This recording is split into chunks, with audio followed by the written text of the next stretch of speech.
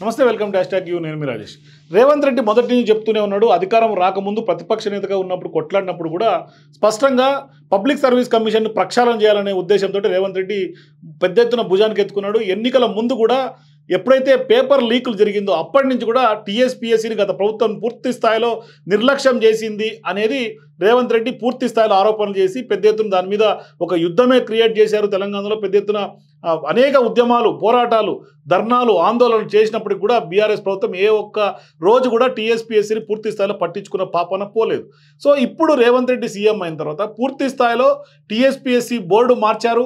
మరోవైపు దాని ప్రక్షాళన దిశగా ఆయన పూర్తి స్థాయిలో ముందుకెళ్తున్నాడు. సో ఇప్పటికే ఉద్యోగాలన్నీ వస్తాయంటూ కూడా ఇంద్రవల్లిలో సభ ద్వారా రేవంత్ రెడ్డి స్పష్టంగా యువతకు చెప్పాడు. మరోవైపు జాబ్ క్యాలెండర్ ఏదైతే మేనిఫెస్టోలో కాంగ్రెస్ పార్టీ పెట్టిందో ఆ దిశగానే కాంగ్రెస్ పార్టీ అడుగులు వేస్తుంది. ఎందుకంటే 2 లక్షల ఉద్యోగాలు ఒక సంవత్సరంలో ఇవ్వటం అనేది ఒక మాటలు కాదు, అట్లాంటి దాన్ని సాకారం చేసుకునే దిశగా కొంత అడుగులు వేస్తున్నారు. సో ఇప్పుడు మరోవైపు ఖచ్చితంగా కూడా తెలంగాణ పబ్లిక్ సర్వీస్ కమిషన్ కార్యదర్శిని కూడా మార్చారు. ఎందుకంటే కార్యదర్శి మార్పులో భాగంగా ఎస్సీ గురుకుల విద్యాలయాల కార్యదర్శిగా ఉన్నటువంటి నవీన్ నికోలస్ను నియమించింది రాష్ట్ర ప్రభుత్వం. రాష్ట్రంలో 9 మంది ఐఏఎస్ అధికారులను ఒక ఐఎఫ్ఎస్ అధికారిని బదిలీ చేస్తూ కూడా ఇప్పటికే ఉత్తర్వులు జారీ చేసినటువంటి నేపథ్యంలో నికోలస్ గతంలో గిరిజన సంక్షేమ శాఖ అదనపు సంచాలకుడుగా కూడా పనిచేసినటువంటి అనుభవం ఉంది. గురుకుల నియామక బోర్డు కన్వీనర్గా కూడా ఆయన బాధ్యతలు నిర్వహించారు.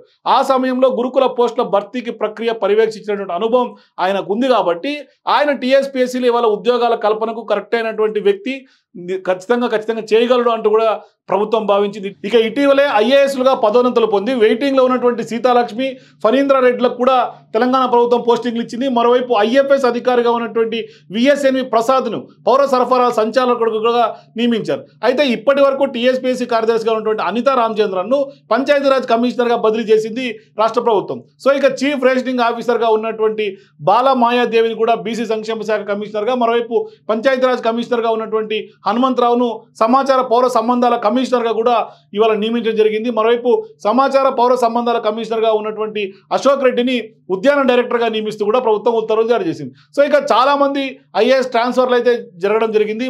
మరి అవి ఒకసారి కనుక చూస్తే పెద్ద ఎత్తున వ్యవసాయ శాఖ కమిషనర్గా గోపిని, అట్లాగే మత్స్యశాఖ కమిషనర్గా నియమించింది. మరోవైపు క్రైస్తవ మైనారిటీ సంస్థ ఎండి నిర్మల క్రాంతి వెస్లీని, అట్లాగే శిశు సంక్షేమ డైరెక్టర్గా ఉన్నటువంటి ఆమెను కూడా బదిలీ చేశారు. చీఫ్ రేషనింగ్ ఆఫీసర్గా ఫణీందర్ రెడ్డిని, గురుకుల విద్యాలయ కార్యదర్శిగా సీతాలక్ష్మిని కూడా నియమించింది. మరోవైపు జూనియర్ పార్కుల డైరెక్టర్గా ఉన్నటువంటి ప్రసాద్ను పౌర సరఫరాల డైరెక్టర్గా కూడా బదిలీ చేసింది. అయితే ఇవాళ చెప్పుకోవాల్సినటువంటి మాట అంటే రేవంత్ రెడ్డి స్పష్టంగా టీఎస్పీఎస్సీ ప్రక్షాళనకు కట్టుబడే ఉన్నాడని ఖచ్చితంగా చెప్పుకోవాలి. ఎందుకంటే మహేందర్ రెడ్డిని టీఎస్పీఎస్సీ బోర్డు చైర్మన్గా నియమించినప్పుడు ఆయన డీజీపీగా, మాజీ డీజీపీగా అత్యంత నిబద్ధత గల వ్యక్తిగా పనిచేశాడు కాబట్టి అట్లాంటి అనుభవం ఉన్నటువంటి వాళ్ళు ఖచ్చితంగా చైర్మన్గా ఉంటే ఆ లోటుపాట్లు లేకుండా బోర్డు నిర్వహణ, మరోవైపు పెద్ద ఎత్తున పరీక్షల నిర్వహణ, లీకేజీల వ్యవహారం గతంలో జరిగింది కాబట్టి అట్లాంటి ఉదంతాలు పునరావృతం కాకుండా చేస్తారు అనేది కూడా రేవంత్ రెడ్డి యొక్క నమ్మకం.